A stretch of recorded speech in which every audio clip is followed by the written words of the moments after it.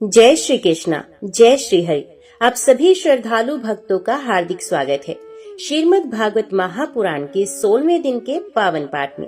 श्रीमद् भागवत महापुराण भगवान की अद्भुत लीलाओं और उपदेशों का अमृत सागर है। हर दिन का पाठ हमारे जीवन को भक्ति, प्रेम और शांति से भर देता है। ये दिन हमें धैर्य, क्षमा और धर्म के पालन का महत्व सिखाता है। आइए हम सभी श्रद्धा और भक्ति से इस दिव्य कथा का श्रवण करें और श्री हरि की असीम कृपा का अनुभव करें। वीडियो को लाइक करें, अपने प्रियजनों के साथ साझा करें और चैनल को सब्सक्राइब करना ना भूलें ताकि ये पावन कथा अधिक से अधिक लोगों तक पहुंचे। जय श्री हरि विष्णु। श्री सुखदेव जी कहते हैं, परीक्षित, एक दिन समस्त जगत के परम पिता और ज्ञानदाता भगवान श्री कृष्ण रुक्मिणी जी के पलंग पर आराम से बैठे हुए थे। भीष्मक नंदिनी श्री रुक्मिणी जी सखियों के साथ अपने पतिदेव की सेवा कर रही थी। उन्हें पंखा झल रही थी।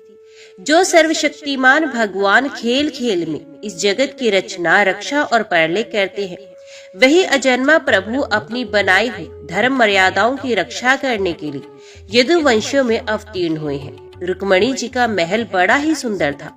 उसमें ऐसे ऐसे चंदोवे तने हुए थे जिनमें मोतियों की लड़ियों की झालरें लटक रही थी। मणियों के दीपक जगमगा रहे थे। बेला, चमेली के फूल और हार महक रहे थे। फूलों पर झुंड के झुंड भोरे गुंजार कर रहे थे। सुंदर सुंदर झरोखों की जालियों में से चंद्रमा की शुभ्र किरणें कमल के भीतर छिटक रही थी। उद्यान में पारिजात के उपवन की सुगंध लेकर मंद मंद शीतल वायु चल रही थी। झरोखों की जालियों में से अगर के धूप का धुआं बाहर निकल रहा था। ऐसे महल में दूध के फेन के समान कोमल और उज्जवल बिछोने से युक्त सुंदर पलंग पर भगवान श्री कृष्ण बड़े आनंद से विराजमान थे और रुक्मिणी जी त्रिलोकी के स्वामी को पति रूप में प्राप्त करके उनकी सेवा कर रही थी। रुक्मिणी जी ने अपनी सखी के हाथ से वे चंवर ले लिया जिसमें रत्नों की डांडी लगी थी और परम रूपवती लक्ष्मी रूपिणी देवी रुक्मिणी जी ने उसे डुला डुलाकर भगवान की सेवा करने लगी। उनके कर कमलों में जड़ाऊ अंगूठियां, कंगन और चंवर शोभा पा रहे थे। चरणों में मणि जटित पायजेब रुनझुन झुनझुन कर रही थी। अंचल के नीचे छिपे हुए स्तनों के केशर की लालिमा से हार लाल लाल जान पड़ता था और चमक रहा था। नितंब भाग में बहुमूल्य करधनी की लड़ियां लटक रही थी। इस प्रकार वे भगवान के पास ही रहकर उनकी सेवा में संलग्न थी। रुक्मिणी जी की घुंघराली अलके, कानों के कुंडल और गले के स्वर्ण हार अत्यंत विलक्षण थे। उनके मुख चंद्र से मुस्कुराहट की अमृत वर्षा हो रही थी। ये रुक्मिणी जी अलौकिक रूप लावण्यवती लक्ष्मी जी ही तो है। उन्होंने जब देखा कि भगवान ने लीला के लिए मनुष्य का शरीर ग्रहण किया है, तब उन्होंने भी उनके अनुरूप रूप प्रकट कर दिया। भगवान श्री कृष्ण ये देखकर बहुत प्रसन्न हुए कि रुक्मिणी जी मेरे प्राण हैं, मेरी अनन्य प्रेयसी हैं। तब उन्होंने बड़े प्रेम से मुस्कुराते हुए उनसे कहा, राजकुमारी, बड़े बड़े नरपति जिनके पास लोकपालों के समान ऐश्वर्य और संपत्ति है, जो बड़े महानुभाव और श्रीमान है तथा सुंदरता, उदारता और बल में भी बहुत आगे बढ़े हुए हैं, तुमसे विवाह करना चाहते थे।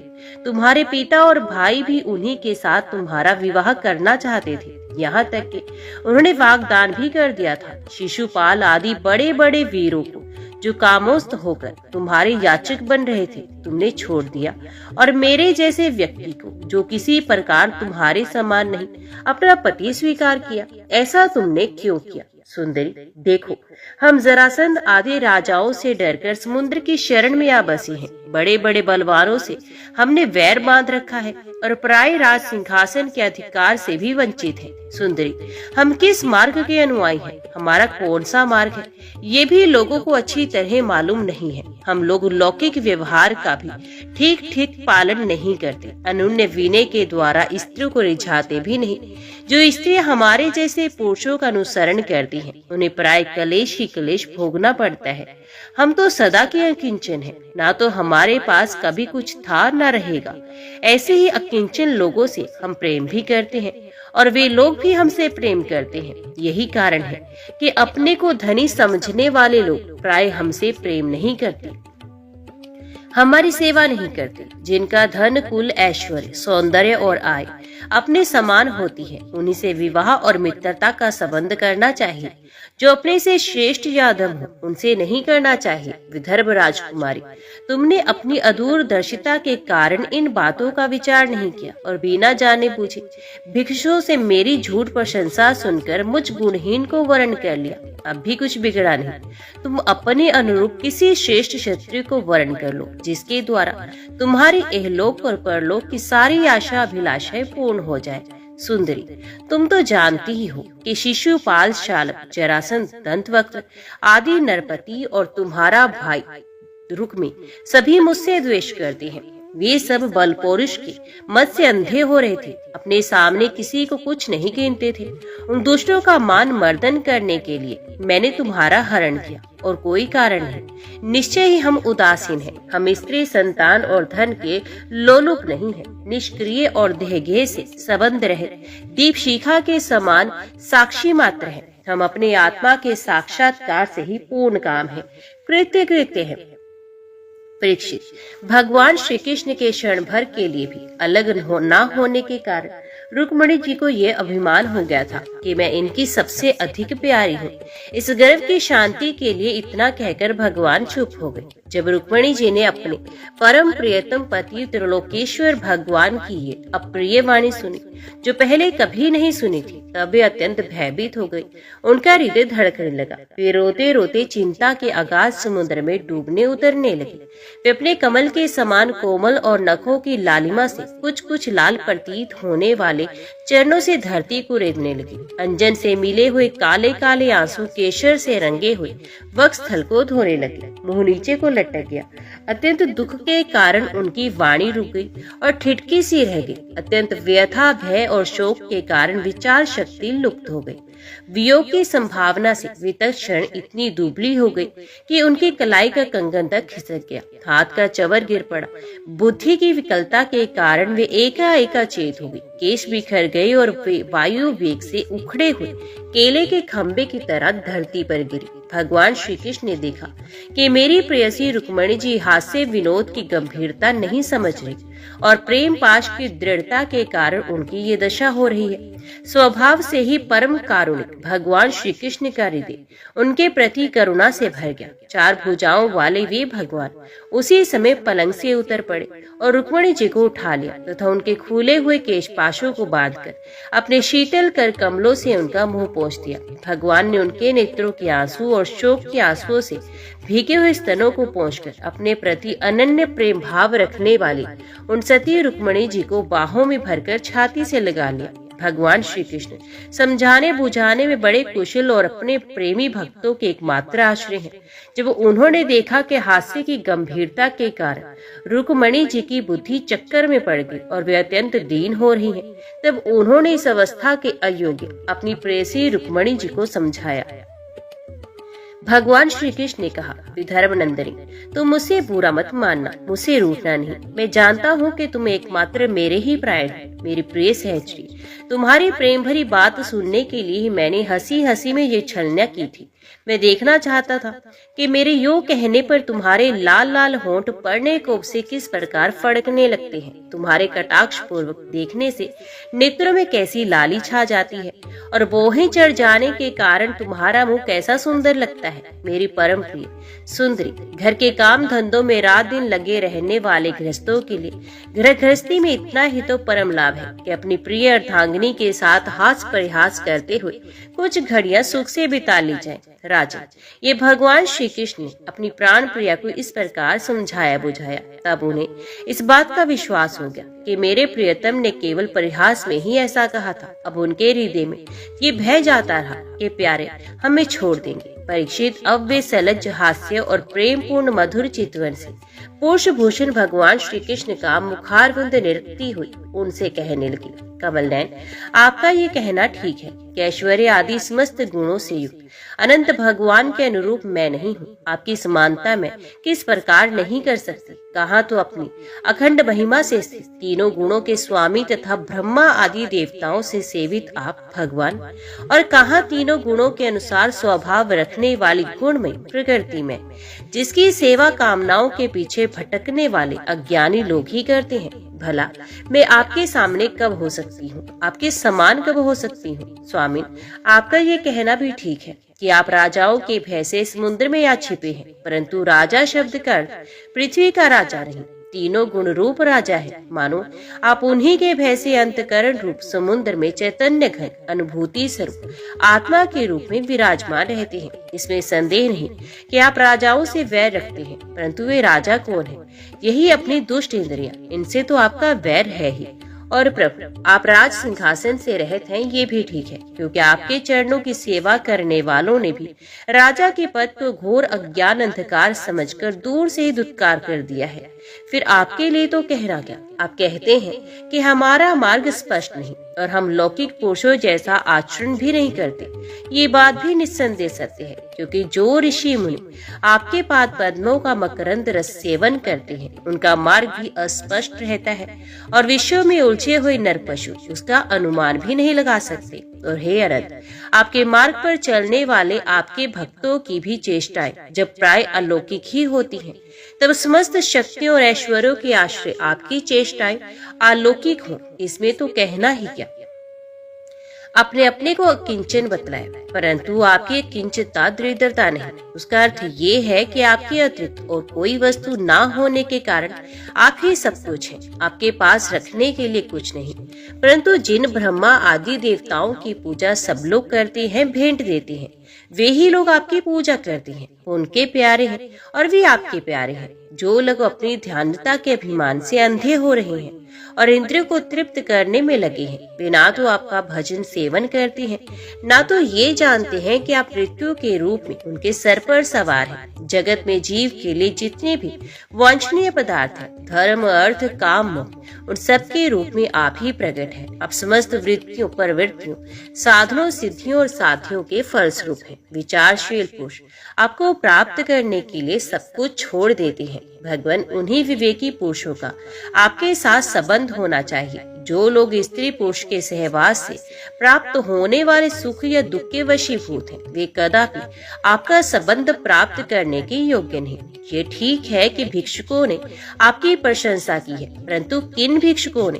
उन परम शांत सन्यासी महात्माओं ने आपकी महिमा और प्रभाव का वर्णन किया है, जिन्होंने अपराधी से अपराधी व्यक्ति को दंड न देने का निश्चय कर लिया। मैंने दूरदर्शिता से नहीं, इस बात को समझते हुए आपको वर्ण किया है कि आप सारे जगत की आत्मा है और अपने प्रेमियों को आत्म दान करते हैं। मैंने जानबूझकर उन ब्रह्मा और देवराज इंद्र आदि का भी इसलिए परित्याग कर दिया कि आपकी बोहों के इशारे से पैदा होने वाला काल अपने वेग से उनकी आशा अभिलाषाओं पर पानी फेर देता है। फिर दूसरों की शिशुपाल, तंतवक्र और जरासंध की तो बात ही क्या। सर्वेश्वर आर्य पुत्र, आपकी ये बात किसी प्रकार युक्ति संगत नहीं मालूम होती कि आप राजाओं से भयभीत होकर समुद्र में आ बसे, क्योंकि आपने केवल अपने सारंग धनुष के टंकार से मेरे विवाह के समय आए हुए समस्त राजाओं को भगाकर अपने चरणों में समर्पित मुझ दासी को उसी प्रकार हरण किया, जैसे सिंह अपने कर्कश ध्वनि से वन पशुओं को भगाकर अपना भाग ले आए। कमल नयन,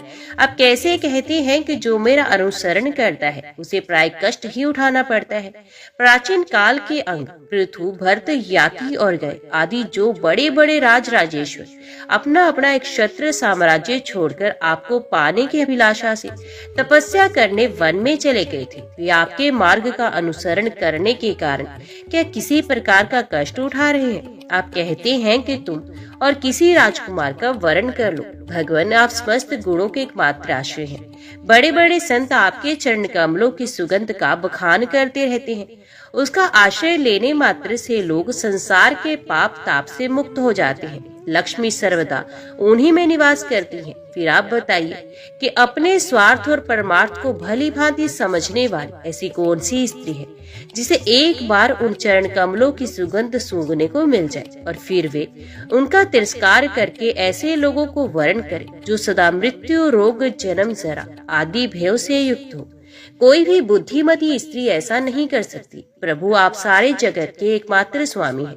आप ही इस लोक और परलोक में समस्त आशाओं को पूर्ण करने वाले एवं आत्मा है। मैंने आपको अपने अनुरूप समझकर ही वर्ण किया है।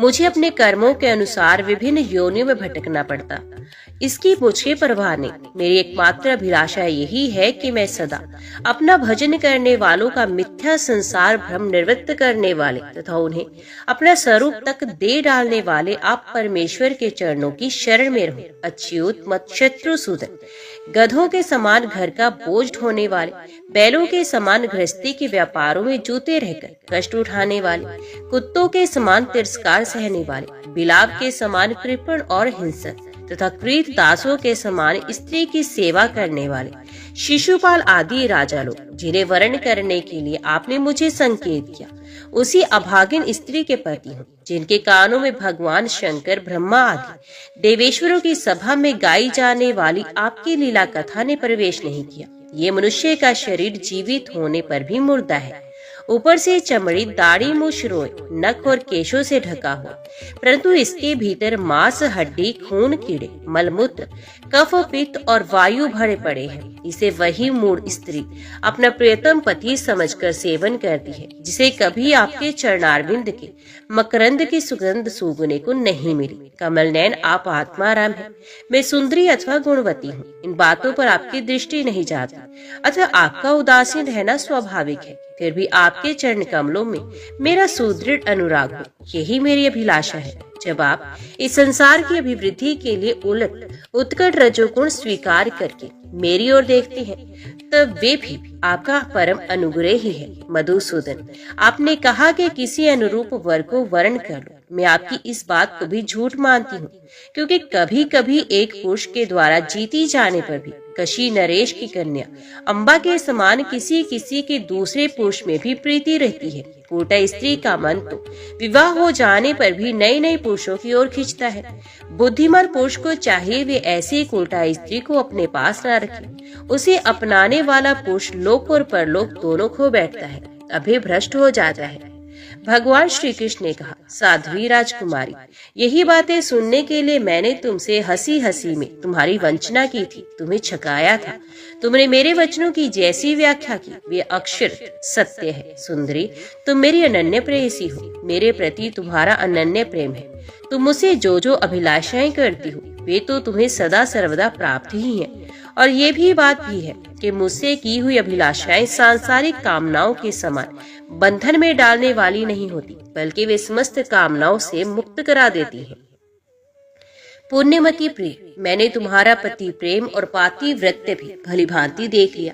मैंने उल्टी सीधी बात कह कहकर तुम्हें विचलित करना चाहा था, परंतु तुम्हारी बुद्धि मुझसे तनिक भी इधर उधर नहीं हुई। प्रिय, मैं मोक्ष का स्वामी हूँ, लोगों का संसार सागर से पार करता हूँ। जो सकाम पुरुष अनेक प्रकार के व्रत और तपस्या करके दाम्पत्य जीवन के विषय सुख की अभिलाषा से मेरा भजन करते हैं, वे मेरी माया से मोहित है। माननीय प्रिय, मैं मोक्ष तथा संपूर्ण संपदाओं का आश्रय हूँ, अधीश्वर हूँ।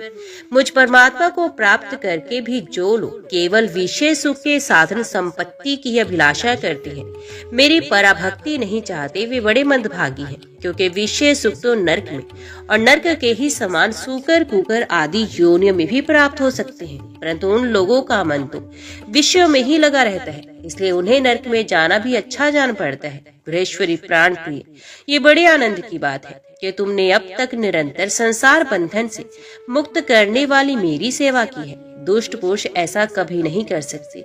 जिन स्त्रियों का चित्त दूषित कामनाओं से भरा हुआ है और जो अपनी इंद्रियों की तृप्ति में ही लगी रहने के कारण अनेकों प्रकार के छल छंद रचती रहती हैं, उनके लिए तो ऐसा करना और भी कठिन है। मानिए, मुझे अपने घर भर में तुम्हारे समान प्रेम करने वाली भार्या और कोई दिखाई नहीं देती, क्योंकि जिस समय तुमने मुझे देखा ना था, केवल मेरी प्रशंसा सुनी थी, उस समय भी अपने विवाह में आए हुए राजाओं की अपेक्षा करके ब्राह्मणों के द्वारा मेरे पास गुप्त संदेश भेजा था। तुम्हारा हरण करते समय मैंने तुम्हारे भाई को युद्ध में जीतकर उसे विरूप कर दिया और अनिरुद्ध के विवाह उत्सव में चौसर खेलते समय बलराम जी ने तो उसे मार ही डाला, किंतु हमसे वियोग हो जाने की आशंका से तुमने चुपचाप वे सारा दुख सह लिया, मुझसे एक बात भी नहीं कही। तुम्हारे इस गुण से मैं तुम्हारे वश में हो गया हूँ। तुमने मेरी प्राप्ति के लिए दूत के द्वारा अपना गुप्त संदेश भेजा था, परंतु जब तुमने मेरे पहुँचने में कुछ विलंब होता देखा, तब तुम्हें ये सारा संसार सूना दिखने लगा। उस समय तुमने अपना ये सर्वांग सुंदर शरीर किसी दूसरे के योग्य ना समझकर इसे छोड़ने का संकल्प कर लिया था। तुम्हारा ये प्रेम भाव तुम्हारे ही अंदर है, हम इसका बदला नहीं चुका सकते। तुम्हारे सर्वोच्च प्रेम भाव का केवल अभिनंदन करते हैं।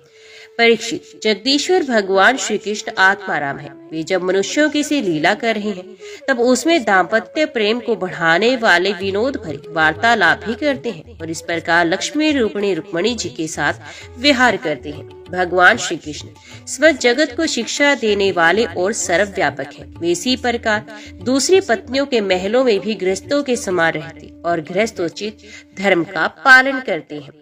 भगवान श्री कृष्ण की प्रत्येक पत्नी के गर्भ से 10-10 पुत्र उत्पन्न हुए। वे रूप, बल आदि गुणों में अपने पिता भगवान श्री कृष्ण से किसी बात में कम नहीं थे। राजकुमारियां देखती कि भगवान श्री कृष्ण हमारे महल से कभी बाहर नहीं जाते, सदा हमारे ही पास बने रहते हैं। इससे वे यही समझती कि श्री कृष्ण को मैं ही सबसे प्यारी हूँ। सच पूछो तो वे अपने पति भगवान श्री कृष्ण का तत्व उनकी महिमा को नहीं समझती थी। वे सुंदरियां अपने आत्मानंद में एक रस स्थित भगवान श्री कृष्ण के कमल कली के समान सुंदर मुख, विशाल बाहु, कर्ण स्पर्शी नेत्र, प्रेम भरी मुस्कान, रसमय चितवन और मधुर वाणी से स्वयं ही मोहित रहती थी।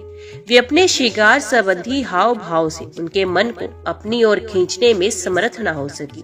वे 16,000 से अधिक थी। अपनी मंद मंद मुस्कान और तिरछी चितवन से युक्त मनोहर भौहों के इशारे से ऐसे प्रेम के बाण चलाती थी जो काम कला के भावों से परिपूर्ण होते थे, परंतु किसी भी प्रकार से किन्हीं साधनों के द्वारा वे भगवान के मन एवं इंद्रियों में चंचलता नहीं उत्पन्न कर सकी। ब्रह्मा आदि बड़े बड़े देवता भी भगवान के वास्तविक स्वरूप को या उनकी प्राप्ति के मार्ग को नहीं जानते। उन्हें रमा रमण भगवान श्री कृष्ण को उन स्त्रीपति के रूप में प्राप्त किया था। अब नित्य निरंतर उनके प्रेम और आनंद की अभिवृद्धि होती रहती थी और वे प्रेम भरी मुस्कुराहट, मधुर चितवन, नव समागम की लालसा आदि से भगवान की सेवा करती रहती थी।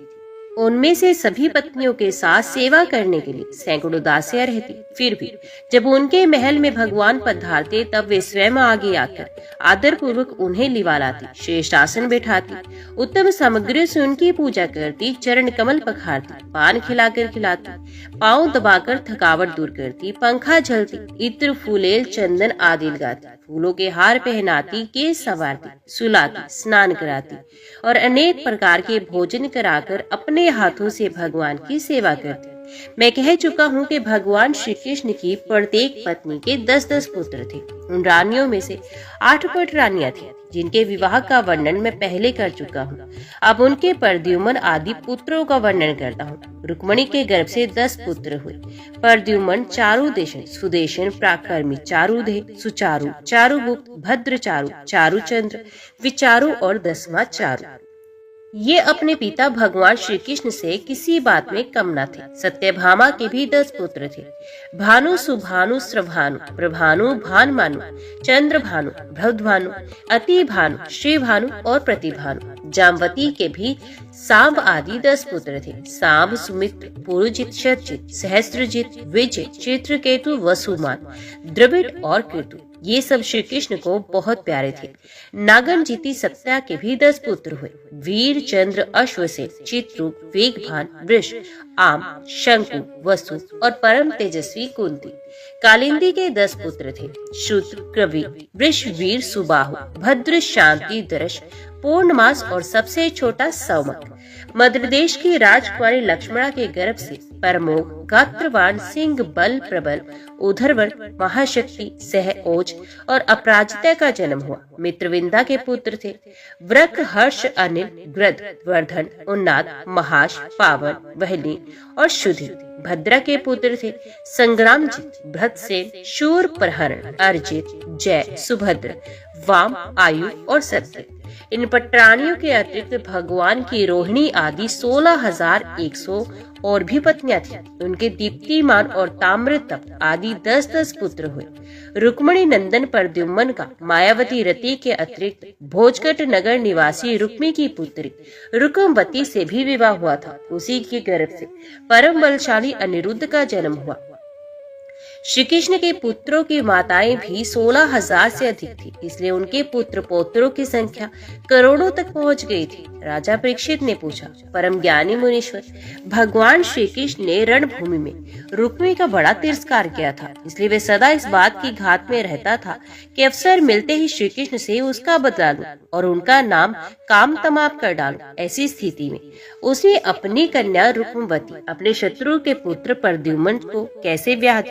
कृपा करके बताइए। 2 शत्रुओं में श्री कृष्ण और रुक्मी में फिर से परस्पर वैवाहिक संबंध कैसे हुआ? आपसे कोई बात छिपी नहीं, क्योंकि योगी जन भूत, भविष्य और वर्तमान की सभी बातें जानते हैं। उनसे ऐसी बातें छिपी नहीं रहती जो इंद्रियों से परे है, बहुत दूर है अथवा बीच में किसी वस्तु की आड़ होने के कारण नहीं दिखती। श्री सुखदेव जी कहते हैं, परीक्षित, प्रद्युम्न जी मूर्तिमान कामदेव थे। उनके सौंदर्य और गुणों पर रीझकर रुक्मवती ने स्वयंवर ने उन्हीं को वरमाला पहनाई। प्रद्युम्न जी ने युद्ध में अकेले ही वहां इकट्ठे हुए नरपतियों को जीत लिया और रुक्मवती को हर लिया। यद्यपि भगवान श्री कृष्ण से अपमानित होने के कारण रुक्मी के हृदय की क्रोध अग्नि शांत नहीं हुई थी। वे अब भी उनसे वैर गांठे हुए थे। फिर भी अपनी बहन रुक्मिणी को प्रसन्न करने के लिए उसने अपने भांजे प्रद्युम्न को अपनी बेटी ब्याह दी। 10 पुत्रों के अतिरिक्त रुक्मिणी जी के एक परम सुंदरी बड़े बड़े नेत्र वाली कन्या थी। उसका नाम था चारुमती। कृतवर्मा के पुत्र बलि ने उसके साथ विवाह किया। रुक्मी का भगवान श्री कृष्ण के साथ पुराना वैर था। फिर भी अपनी बहन रुक्मिणी को प्रसन्न करने के लिए उसने अपनी पौत्री रोचना का विवाह रुक्मिणी के पुत्र अपने नाती अनिरुद्ध के साथ किया। यद्यपि रुक्मी को इस बात का पता था कि इस प्रकार का विवाह संबंध धर्म के अनुकूल नहीं है, फिर भी स्नेह बंधन में बंधकर उसने ऐसा कर दिया। अनिरुद्ध के विवाह उत्सव में सम्मिलित होने के लिए भगवान श्री कृष्ण, बलराम जी, रुक्मिणी जी, प्रद्युम्न, सांब आदि द्वारकावासी भोजगढ़ नगर में पधारे। जब विवाह उत्सव निर्विघ्न समाप्त हो गया, तब कलिंग, नरेश आदि घमंडी नरपतियों ने रुक्मी से कहा कि तुम बलराम जी को पासों के खेल में जीत लो। बलराम जी को पासे डालने तो आते नहीं, परंतु उन्हें खेलने का बहुत बड़ा व्यसन है। उन लोगों के बहकाने से रुक्मी ने बलराम जी को बुलवाया और वे उनके साथ चौसर खेलने लगा। बलराम जी ने पहले 100, फिर 1000, इसके बाद 10,000 मोहरों का दांव लगाया। उन्हें रुक्मी ने जीत लिया। रुक्मी की जीत होने पर कलिंग, नरेश दांत दिखा दिखाकर, ढाका मारकर बलराम जी की हंसी उड़ाने लगे। बलराम जी से ये हंसी सहन न हुई, वे कुछ चिढ़ गए। इसके बाद रुक्मी ने 1,00,000 मोहरों का दांव लगाया। उसे बलराम जी ने जीत लिया, परंतु रुक्मी धूर्तता से कहने लगा, मैंने जीता है। इस पर बलराम जी क्रोध से तिलमिला उठे। उनके हृदय में इतना क्षोभ हुआ मानो पूर्णिमा के दिन समुद्र में ज्वार आ गया हो। उनके नेत्र एक तो स्वभाव से ही लाल लाल थे, दूसरे अत्यंत क्रोध के मारे वे और भी दहक उठे। अब उन्होंने 10 करोड़ मोहरों का दांव रखा। इस बार भी द्वितीय नियम के अनुसार बलराम जी की जीत हुई, परंतु रुक्मी ने छल करके कहा, मेरी जीत हुई। इस विषय के विशेषज्ञ कलिंग, नरेश आदि सभासद इसका निर्णय कर दे। उस समय आकाशवाणी ने कहा, यदि धर्म पूर्वक कहा जाए तो बलराम जी ने ही ये दांव जीता है। रुक्मी का ये कहना सरासर झूठ है कि उसने जीता है। एक तो रुक्मी के सिर पर मौत सवार थी और दूसरे उसके साथी दुष्ट राजाओं ने भी उसे उभार रखा था। इसलिए उसने आकाशवाणी पर कोई ध्यान न दिया और बलराम जी की हंसी उड़ाते हुए कहा, बलराम जी, आखिर आप लोग वन वन भटकने वाले ग्वाले ही तो ठहरे। आप पासा खेलना क्या जाने। पासों और बाणों से तो केवल राजा लोग ही खेला करते हैं, आप जैसे नहीं। रुक्मी के इस प्रकार आक्षेप और राजाओं के उपहास करने पर बलराम जी क्रोध से आग बबूला हो गए। उन्होंने एक मुदगर उठाया और उस मांगलिक सभा में ही रुक्मी को मार डाला। पहले कलिंग नरेश दांत दिखाकर हंसता था, अब रंग में भंग देकर वहां से भागा, परंतु बलराम जी ने 10 ही कदम पर उसे पकड़ लिया और क्रोध से उसके दांत तोड़ डाले। बलराम जी ने अपने मुदगर की चोट से दूसरे राजाओं की भी बाह, जांग और सिर आदि तोड़ फोड़ डाले। वे खून से लथपथ और भयभीत होकर वहां से भागते बने।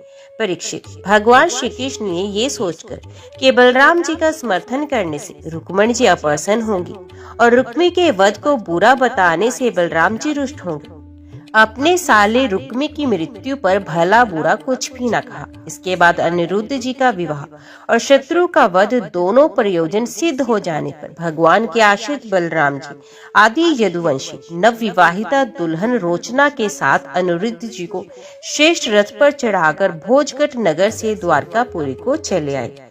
ओम नमो भगवते वासुदेवाय नमः। जय श्री राधे कृष्ण।